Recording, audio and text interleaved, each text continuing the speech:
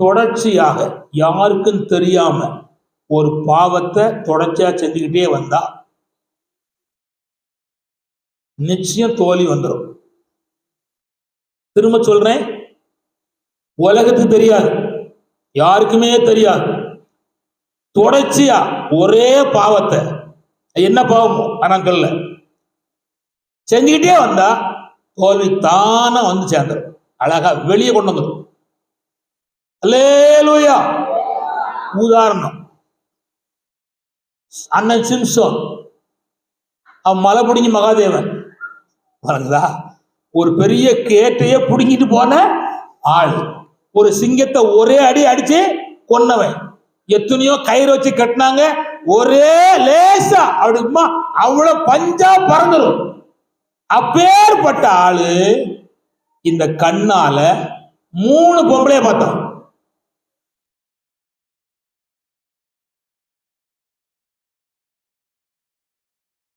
அதோடு அவன் வாழ்க்கை முடிச்சு. அப்போ பாவத்தை ஜோசப் கவுண்ட் பாவத்தை செல்ல பார்க்கிறாரு சொல்ல விரும்புறேன், சூடி சொல்ல விரும்புறேன். ரட்சிப்பு ஞானஸ்தான அபிஷேகம், ரட்சிப்பு ஞானஸ்தான அபிஷேகம் வேறுபாடு. ரட்சிப்பு ஞானஸ்தானம் அபிஷேகம் இல்லை, இந்த ரட்சிக்கப்படலை, அந்த சோதரம் வழக்குல இவங்க எல்லாம் ஒரே பாவத்தை செல்ல தொடர்ந்து பார்த்தா போதும், தோல்வி எல்லா பக்கம் போயிடும். எங்க போனாலும் உனக்கு வெற்றி முகம் கிடையவே கிடையாது. எந்த பக்கம் திரும்பினாலும் உனக்கு அந்த அனுபவம் கிடைக்காது. அதனால கவனிச்சுக்காங்க, ஒரே பாவத்தை தொடர்ச்சியா செய்து கொண்டு வந்தா தோல்விதான். 1 2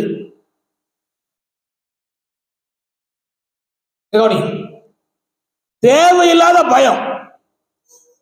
என்ன பயம்? அப்படின்னா என்ன?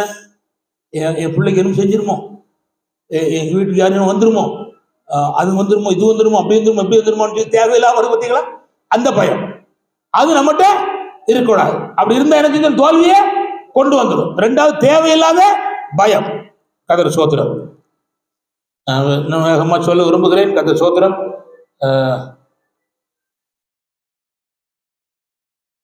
வாசிப்பு 1 வருஷம் வாசிங்க. கர்த்தர் ஸ்தோத்திரம். உபாகமம் 25:18. கொஞ்சம் ஒரு 5 நிமிஷம் மட்டும் சொல்லுவேன், வாசிக்க. உபாகம் 25:18. உபாகம் 25:18.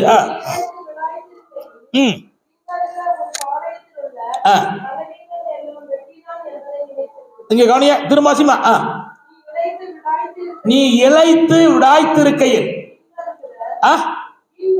கவனிங்க கவனிங்க கவனிங்க கவனிங்க எங்க கவனிங்க கவனிங்க பின் வருகிற யார? பின் வருகிற யார? சத்தம் கொஞ்சம் கவனிங்க. யார? பின் வருகிற, ஜெபத்துக்கு பின்னால் வருகிற, பிந்தி வருகிற, ஆராளைக்கு பிந்தி வருகிற, பின்னால வருகிற, பிந்தி வருகிறவன வெட்டுறான். வெட்டுறவன் யாரு? சரி, இப்ப என்ன அர்த்தம்னா சோர்ந்து வருகிறவன். அதான் அதுல பகுதி. என்ன வருகிறான்? சோர்ந்து. யார் சோர்வாங்களோ அவங்களை வெட்டுவான். கவனிச்சாங்க? ஜெபத்துல சோர்ந்தா, உபவாசத்துல சோர்ந்தா, ஊழியத்துல சோர்ந்தா, பரிசுத்த ஜீவியத்துல சோர்ந்தா, கொடுக்கிற காரியத்துல சோர்ந்தா, பின்னால் அடிச்சு வரனே வெட்டுவான், தோல்வி அடைவான். அப்போ பின்னால் வருகிறவனை வெட்டுகிறான். கர்த்தர் ஸ்தோத்திரம். 2 கவனிங்க. 3வது சொல்றேன். 3 4 கவனிங்கள். 3 4 4 5 சொல்ல போறேன். நல்ல கவனிங்க. 4 சொல்லணும், பரவாயில்ல பரவாயில்ல. கவனிங்க, இங்க கவனிங்க, இங்க கவனிங்க. சிம்பிளா சொல்றேன். ஆவிக்குரிய உறவை விட்டால் அல்லது ஆவிக்குரிய ஐக்கியத்தை விட்டால் தோல்வி. சரி, ஆபிரகாம் ஜெபிக்கிறவள், சாராள் ஜெபிக்கிறவள், ஆபிரகாம் அழைக்கப்பட்டாள், சாராளும் அழைக்கப்பட்டவள். கூட யார் வந்தா? லோத்து வந்தா. ஆனா கவனிங்க, லோத்து எப்ப கெட்டு போனா, எப்ப தோல்வி அடைந்தா? ஆபிரகாமை விட்டு பிரிந்து சோதம் குமாரா பட்டணத்துக்கு போனதுனால தோல்விக்கு மேல் தோல்வி, குடும்ப தோல்வி, பிள்ளைகள் நடுவில் தோல்வி, தேசத்துல தோல்வி, சாபத்தின் பிள்ளையை பெற்று விட்டு போனா, எல்லா வகையும் தோல்வி உண்டாயிட்டு. காரணம் என்னன்னா அந்த ஐக்கியத்தை விட்டா நான் திரும்ப சொல்றேன், தயவுசெய்து கவனிங்கள். ஆவிக்குரிய ஐக்கியத்தை விடாதிருங்கள். அல்லேலூயா. ஆவிக்குரிய ஆராதனை விடாதிருங்கள். ஆவிக்குரிய ஜெபத்தை விடாதிருங்கள்.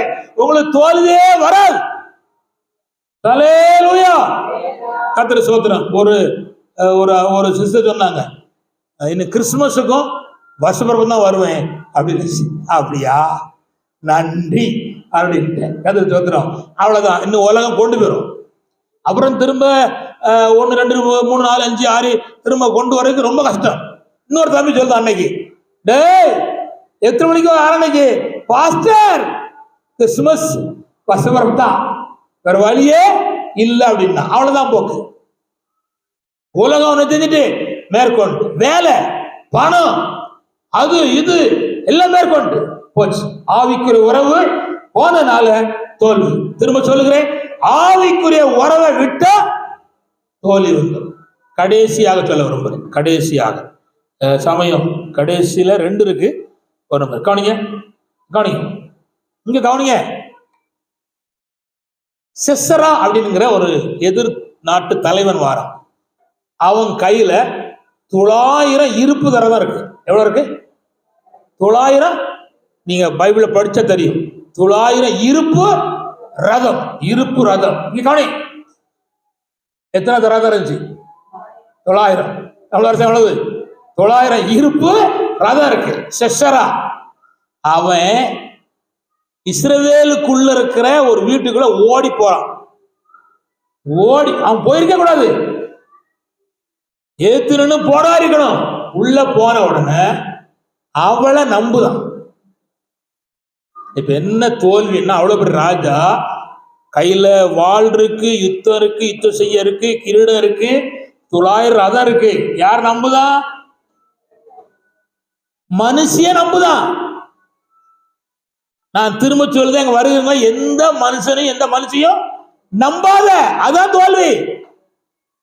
அல்லேலூயா. எங்க அத்தான் பெரியவர், எங்க மச்சான் பெரியவர், எங்க மாமா பெரியவர், எங்க சொந்தக்காரன் பெரியவன், அவன் பெரியவன் இருப்பான். உனக்கு ஒரு ஒத்தாசைக்கு வரமாட்டான். மனுஷன் நம்பாத. அவன் நினைச்சுதான் பெரிய ராஜா. உள்ள போனா தண்ணி தாமா. அவன் சொன்னா பால் இருக்கு ராசா அப்படின்னா. அப்படியா, கொண்டா. அப்ப போர்வை தாரேன், போர்வை போட்டு மூடிட்டான். அவளை நம்புனா. நம்பலாமா? நம்பலாமா? ஆமா. நான் இன்னைக்கு இந்த தண்ணி தாக இருந்து குடிக்கணும் போல ஆசை வந்துச்சு. இவ்வளவு நாளும் தண்ணி வேற தண்ணி, இன்னைக்குள்ள தண்ணி வேற தண்ணி. இது என்ன தண்ணின்னா மழை தண்ணி. விளங்குதா? எங்க அண்ணால பிடிச்சி அதை பயன்படுத்துறா. ஆனா அதுக்கு எனக்கு ஒத்துக்கிடாது. தாகம்தான், மாட்டிடக்கூடாது. ஏசப்பா சோத்திரம் ஆண்டவரேன்னு சொல்லி தூர வச்சுட்டேன். கர்த்தருக்கு சோத்திரம். நல்லதுதான், ஆனா நம்ப முடியாது.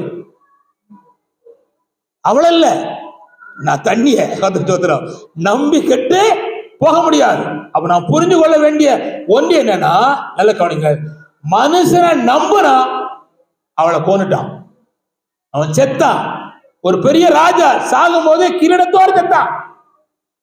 அந்த என்ன இருக்கு?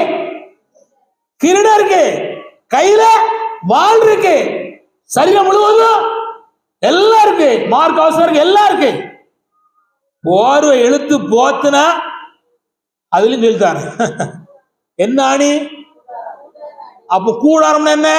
4 ஆணி அடிச்சு வச்சு கூடாரம் போட்டிருக்காங்க. அதான் கூடாரம். கூடாரமே போனாலும் பரவாயில்ல, ஒரு கூடாரம் அடிய உரிட்டான். வீடே போனாலும் பரவாயில்ல, இவனை கொண்டு தீக்கணும். உங்களுக்கு புரிஞ்சா புரியலையா? அதான் கூடார ஆடிய உருவி நெத்தில வச்சு ஒற்றே அடி அடிச்சு கொண்டுட்டான். மனுஷிய நம்புனா செத்தான். அல்ல சொல்லலேலூயா. கடைசியாக சொல்லி ஜெபம் பண்ண போறேன், கவனிச்சாங்க.